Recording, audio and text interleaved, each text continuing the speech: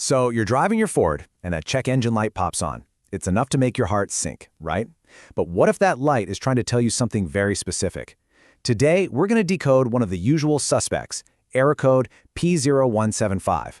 Let's turn this confusing code into a clear action plan. We've all been there. You're just cruising along, everything's fine, and then, bam, there it is, that dreaded little orange engine symbol. Your mind immediately starts racing, right? What's wrong? Is it serious? And oh boy, how much is this going to cost me? It's just a universally stressful moment. But what if you could actually understand what that light means? For a lot of Ford owners, that light is pointing to a specific diagnostic trouble code, or DTC, and that code is P0175. So today, we're going to break it down, figure out what it means, and what you should do next. Okay, so what is your car actually trying to communicate with this P0175 code? Let's cut through all the technical talk and get right to what it means in plain English. So P0175 officially means System Too Rich, Bank 2. Now that sounds complicated, but it's not. Just think of your engine's fuel-to-air mix like a recipe for a cake. Too rich just means the recipe is off. It's got way too much fuel and not enough air. And Bank 2, that just tells the mechanic which side of the engine has the problem. The bottom line is, your car is chugging down way too much gas. So, where does this whole mess usually begin? Well, more often than not, the culprit is hiding somewhere in the fuel system itself. Whoa, okay, that's a list. This is basically our roadmap of the usual suspects. We've got everything from fuel injectors and clogged lines to bad sensors and even contaminated oil. Don't worry about memorizing it all, though. We're about to walk through the big ones one by one. First on our list, leaking fuel injectors. Think of these as super precise little spray nozzles. They're supposed to deliver a perfect, fine mist of fuel. But if an injector gets old or damaged, it can start to drip, kind of like a leaky faucet. That extra unasked-for fuel completely ruins the engine's recipe. And, you guessed it, triggers that P0175 code. All right, next up, imagine a clogged drain in your kitchen sink. That's pretty much what's happening with a restricted fuel return line. This pipe's only job is to send any extra, unused fuel back to the gas tank. If it gets clogged up, that extra fuel has nowhere to go, except right back into the engine, making for a super rich condition. And listen, this brings us to what might be the single most important piece of advice here.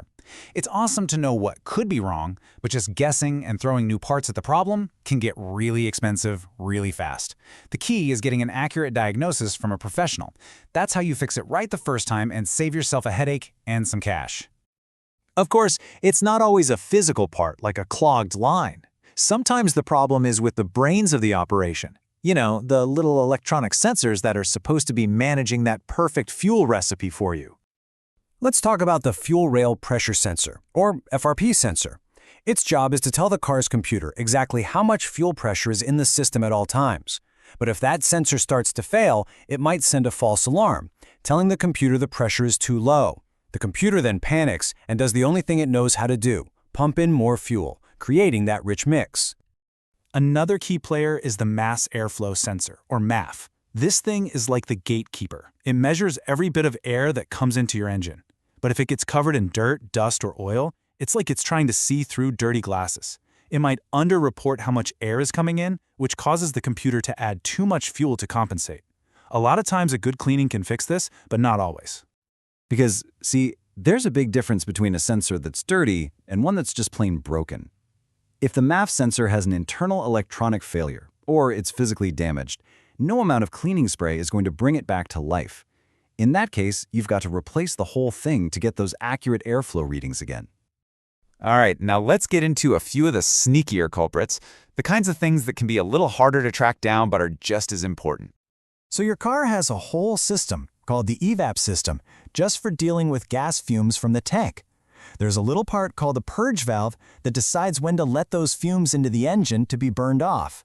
But if that valve gets stuck open, it creates a constant, unmeasured leak of fuel vapor into the engine, which, you guessed it, throws the whole air-fuel mixture way off. Now here's a weird one you might not expect. Gasoline in your engine oil. Yeah, it can happen. If another problem, like one of those leaky injectors we talked about, lets gas seep past the pistons and into the oil pan, it creates a whole new problem. Those fuel vapors from the now contaminated oil get sucked back up into the engine, making an already rich situation even richer. The only way to fix it is to solve the original leak, then change the oil and filter.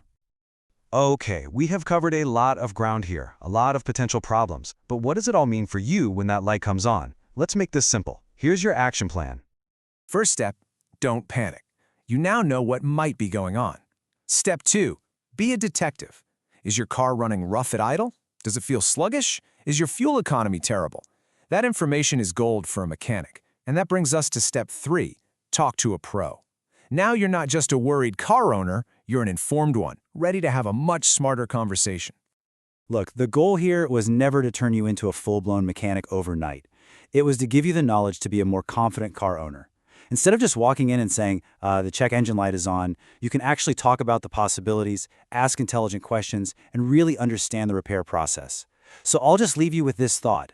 How different will that next trip to the shop be, now that you know what you know?